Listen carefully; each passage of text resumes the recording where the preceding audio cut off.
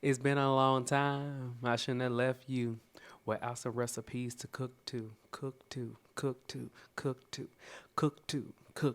Scramble, scramble. You better did there. Scramble.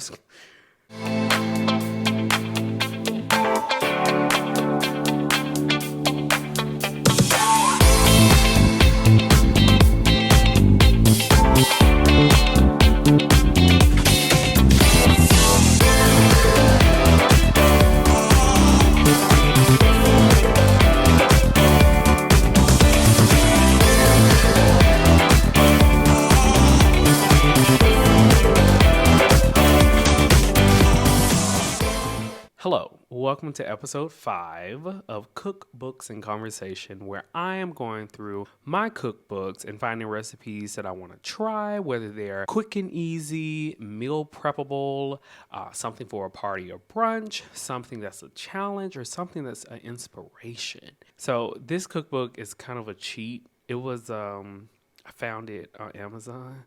And my best friend bought it for me for my birthday. So, hey, we're just adding to the collection, Why not just, yeah. So, anyway, if you haven't caught on, Chinese food is a love language for me. And it's kind of a way for me to continue to nourish and heal my inner child. So this week's cookbook is The Vegan Chinese Kitchen. Now, I'm not sure of the influencer for this because I did just find it on Amazon.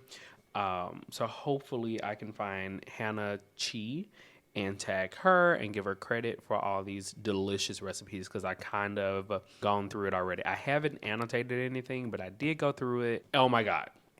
Let's just jump right in. So it starts with a brief introduction, and it says, when Hannah Chi decided to become a vegan, she worried that it would separate her from the traditions and food that her Chinese family celebrated. But that was before she learned about the plant-based Chinese cuisine that emphasizes umami-rich ingredients and can be traced back over centuries to Buddhist temple kitchens. Before we go further, I think that's one of the beautiful things of food and why I named my platform Earthy and Cultured. Because at the root, sorry, this is loud. Because at the root of every culture is food. Food always brings people back together. In the Black community, we have our soul food, we have our family dinners. We used to. Things have changed. Family dynamics aren't always the same. But this is not a therapy platform. This is just talking about food. However, food brings people together. And I love that in every culture, in every cookbook that I've read so far, it's always about food and family. Okay? Food and family. So let's normalize Sunday dinners again. Back to the cookbook. Already, we're going to be cooking. Okay? Cooking. This series is a lot like Beyonce's Renaissance. So, you got Act 1, we're going to go through these cookbooks. Okay? Act 2, I'm going to cook things. It's too hot in New York for me to get in my kitchen and start cooking. Okay? I'm already sweating and I'm not even in the kitchen. It's just hot. Okay? So bear with me. Phase 2. I'm going to cook some of these recipes. My new friend, Mona, recommended. Phase 3, I'm going to cook it, and I'm going to invite some people to a place. Not my apartment. Y'all not coming here. No. But we will meet up somewhere, and I will cook the dishes for you. Or we all can try this together and have a nice family dinner.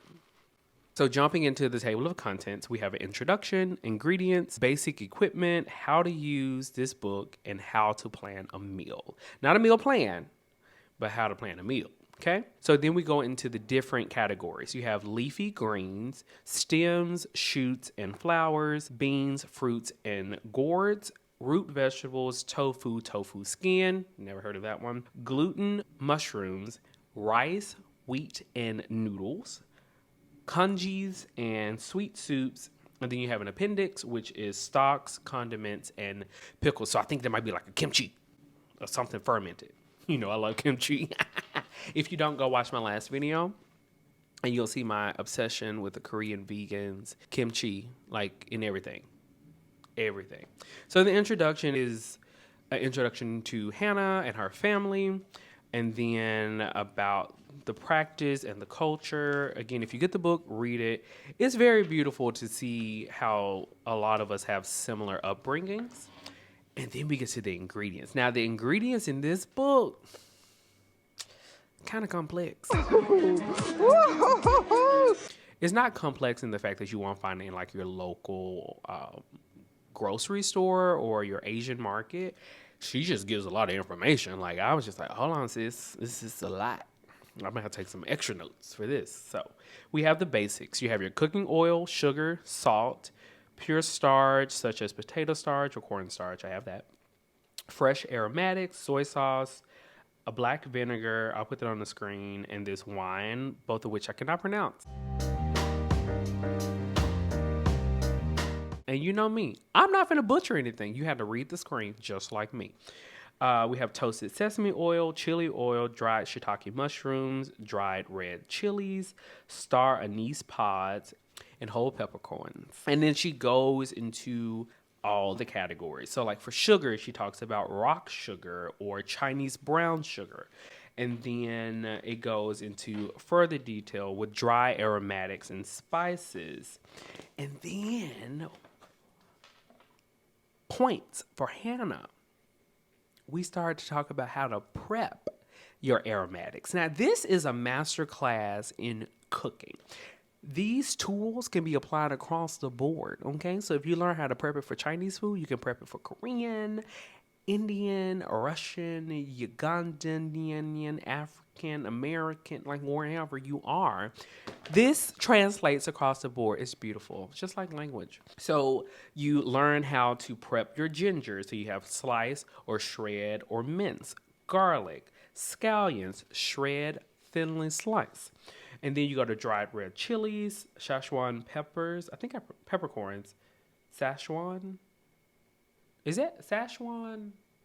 Whatever. Peppercorns, white peppercorns, my Memphis came out. You have white peppercorns, 5-spice powder, and then your different seasonings and condiments. MSG is popular in this book. And then she gives you a whole breakdown on MSG. So you can fact check those people. This always just like, oh yeah, you don't need this soy, you don't need this MSG. Let's just read this first paragraph together, shall we? Well, I'm going to read it to you, so listen up. Monosodium glutamate is a salt form of naturally occurring free glutamates found in foods such as cheese, soybeans, and soy sauce, corn, tomatoes, radishes, mushrooms, breast milk, and seaweed. It is a source of umami, which gives a savory, craveable taste to food, and was discovered over 100 years ago by a Japanese chemist who extracted it from a broth of kombu seaweed. In his grandparents' kitchens, you could always find salt, MSG, and chicken bouillon by the stove.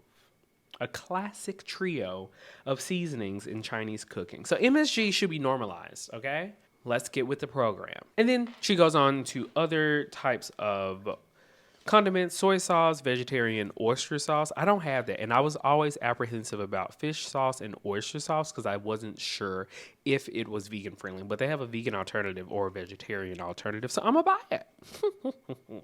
Fermented black soybeans. It's a lot, y'all. And then we get to other dried goods. So we have wood ear or Chinese black fungus. Never heard of that. But goji berries, like I only associated goji berries with acai bowls. She talking about adding it to soups and savory dishes. Like, this is why I love cookbooks. I can find everything out about a culture in one place. My life is forever changed. So we have dates, daylily flowers, lily bulbs, and the list goes up. And then we get into the basic equipment. So we have wok spatula and ladle, wok lid. I don't have a wok. I need a wok. But then she teaches you how to season your wok. So for those people who don't season their cast iron skillet, don't even get a wok because this is next level. Okay. Anyway, other gadgets, I don't have them. I will add them to my Amazon cart. Thank you. And then we talk about how to use this book and how to plan a meal. I love this a lot. Definitely get it and read about it. Um, Dietary terms used in the book. And then we get to the history of vegetarian eating in China. Love that. And then we're on chapter 1, leafy greens. So here we have blanched spinach with sesame sauce, blanched lettuce with ginger soy sauce, blanched sweet potato greens. Sweet potato greens. Hold on, hold on. Sweet potato greens. I know about the orange thing. You know about the greens. It's fascinating. So you can buy the leaves in Asian markets. I didn't know that. I feel like I've been cheated out of a sweet potato experience. I'm so focused on the sweet potato and not the greens. Let's do a scan through and see what pops out. This popped out. Crispy fried shallots in shallot oil. I love making oils, like chili oil. So this, making it. Nope, no soups. Ooh, a flour bun. Okay. Delicacy. What's this? What's this? What's this? What's this? Yeah, yeah, yeah. Spicy sesame king oyster mushrooms. What is this? Oh. Oh. The picture did not look like what the title was. The picture was a little misleading. It's called a hot and sour wood ear. It looks like an ear, but it's a mushroom. I'm gonna eat it. Anyway, what else do we have before we go through? What's this? What's this? Okay. What is this? Gluten. Mm. Gluten just seems so dangerous sometimes, but I eat it. Is it a pancake? Is it a pancake? No, not a pancake. All right. Braised tofu. We're back at the beginning. Bean sprouts. So now I'm going to go through each chapter and annotate and find at least 2 to 3 recipes that I want to try. And remember, I'm doing whether it's meal preppable, quick and easy, an inspiration, something challenging, or something that I would use for like a party or brunch situation. Okay, y'all. So before we jump into the recipes I picked, I want to talk really quick about how amazing this book is. Like, you know that feeling when you go to Target and you don't know what you want, but you know what you want when you get to Target? That's how I felt when I opened this book to page 253 and saw the recipe for steamed buns. Y'all, I need it today. I need it, oh Lord. I need it today.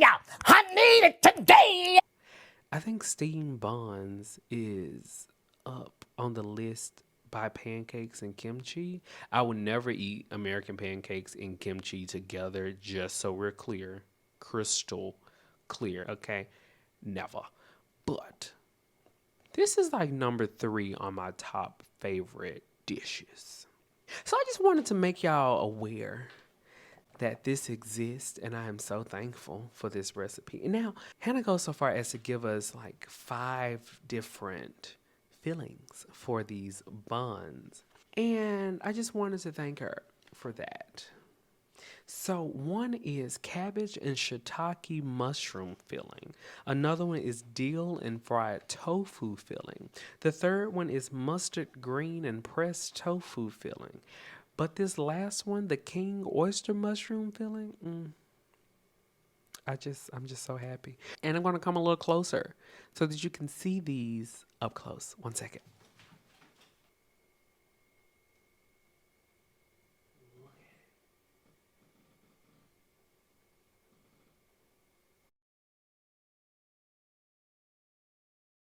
Just wanted y'all to experience that too. Now, let's go back through the book. So I have my tabs. made a list. Fun fact, I like stationery, and I went so far as to buy new tabs and pads. So anyway, um, oh, I'm definitely going to try the blanched spinach with sesame sauce. This will be great for meal prep and an inspiration, only because a lot of people like to do rice and spinach with a protein. So I will do rice, this spinach, and a protein. We have Napa cabbage and vermicelli salad. Be great for a party, a brunch. Another fun meal prep inspiration dish is a stir-fried broccoli with Szechuan pepper. I said it right this time. And then we have braised winter melon. I'm gonna wait and let y'all process what I read. Winter melon, okay? Not a fruit. Great. So a giant gourd with a cucumber-like scent and very mild flavor. Winter melon is not a winter vegetable or even a melon, but it gets its name from the white bloom on its pale green skin and its watermelon-like shape. Learn something new. You're welcome.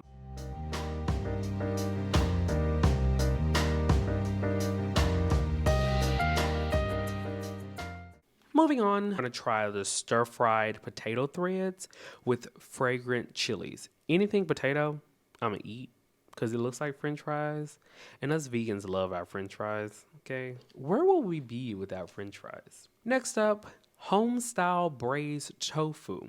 This is a inspiration / quick and easy. Do this with a lot of mixed vegetables. In the cookbook, she uses snap peas, carrots, I'm seeing some chili and maybe a few mushrooms, so very versatile dish. And then we have pan-fried tofu skin cakes. Now, I think I've seen tofu skin on TikTok, but reading about it in the cookbook, it's different. I don't know if I can make this at home, but I was inspired, so it's on my list. And then another one was braised tofu skins with chili bean sauce. So I'll try that one. Four Delights. Now, when I first saw it, I was just like, oh, that's cute. Like the Four Seasons. No, that's not it. The name describes the four happinesses or four delights of life from an ancient Chinese poem. Lighting the candle on your wedding night, finding your name on the royal enrollment list, receiving rain after a long drought, and running into a friend in a distant land. Isn't that poetry? Like, I definitely want to try this. Now, the ingredients. You have dried wood ear mushrooms. Justin, what's that? I don't know. That's why I'm reading this cookbook. But here's a picture.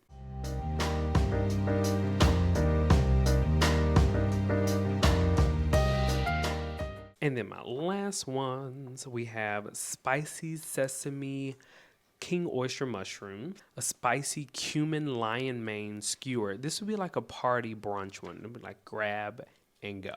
Crispy fried mushrooms with 5-spice salt. This is a base inspiration. I can learn how to fry these type of mushrooms. This is a fresh brown beach mushroom or a tea tree mushroom. I thought it was enoki, but it's not. So I'm gonna post a picture.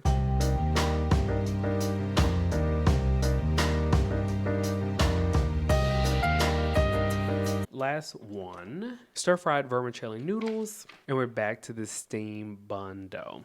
I'm just so happy that I found this recipe. So overall, I give this cookbook a 9.1 out of 10. It doesn't include macronutrients like I like my cookbooks to do. However, it's very educational. So if you're looking to get into more like Chinese cuisine or really study the basics of Chinese food as a vegan, I highly recommend this cookbook. So that's my take on the Vegan Chinese Kitchen cookbook by Hannah Chi. I hope this helps. Make sure you like, subscribe, and share this video. Until next time, bye-bye.